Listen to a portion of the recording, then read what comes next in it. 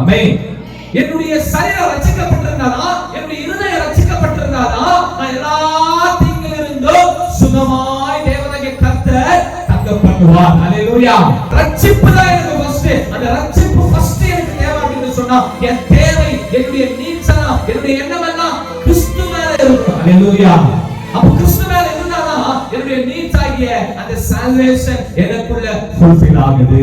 என் தேவை மாறும் பொழுது என் ஆசீர்வாதமும் என்னை விட்டு மாறி போகிறது. என் தேவை இயேசு கிறிஸ்துவா இருக்கும் பொழுது நான் சுகமாய் படுத்து உறங்குகிறேன். என் தேவை இயேசு கிறிஸ்துவை மீறி போகும் பொழுது வாழ்நாள் எல்லாம் எனக்கு தூக்கம் இல்லாமல் போகிறது. தேவை கிறிஸ்துவா இருக்கும் பொழுது நான் சமாதானமாய் இருப்பேன், சமாதானமாய் படுத்து உறங்குவேன். ஹalleluya. இயேசு கிறிஸ்துவை புரிஞ்சுக்கினாதான் விசுவாசத்தை கழிக்க முடியும்.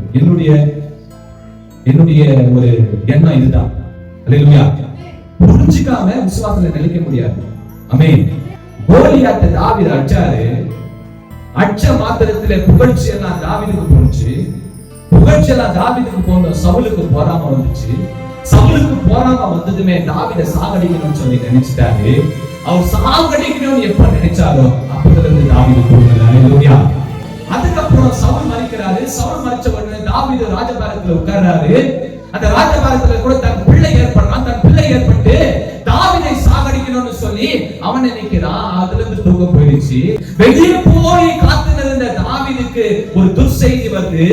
தன் பிள்ளை உன்னை சாகடிக்க வரான்னு சொல்லி ஒரு செய்தி வருது.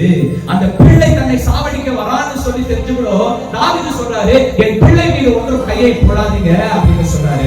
சமாதானம் குலைச்சல் ஆயினே இருக்குது தாவீதுக்கு சாகிற வரைக்கும். அது ஆன பிறகு அந்த பிள்ளை மேல கை போடாதீங்கன்னு சொன்னார் பாத்தீங்களா? அந்த பிள்ளையே கடைசி என்ன ஆகுறான்னு சொன்னா மரிச்சு போயிடுறான், செத்து போயிடுறான். தாவீதுடைய சமாதானம் அந்த இடத்துல போயிடுது.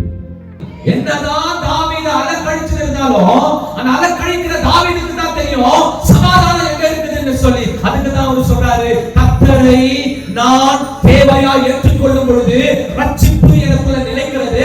ரட்சிப்பு எனக்குள்ள நிலைச்சிட்டுன்னு சொன்னா அவர் மாத்திரம் தான் தேவைப்படுறாரு. அவர் மாத்திரமே தேவைப்பட்டார். நான் சமாதானத்தோடு நித்திரை செய்கிறேன். ஹalleluya. கரங்களை தட்டி ஆண்டவருக்கு நம்ம நன்றி செலுத்தலாமா? அப்போ தேவை மீறி போயிட்டோம் அப்படின்னு சொன்னா, தேவையானதை விட்டுட்டு நாம போயிட்டோம் அப்படின்னு சொன்னா நம்மளுடைய வாழ்க்கையில ரட்சிப்பு நம்மளை விட்டுட்டு போயிடுதுன்னு சொல்றாரு தாவீது.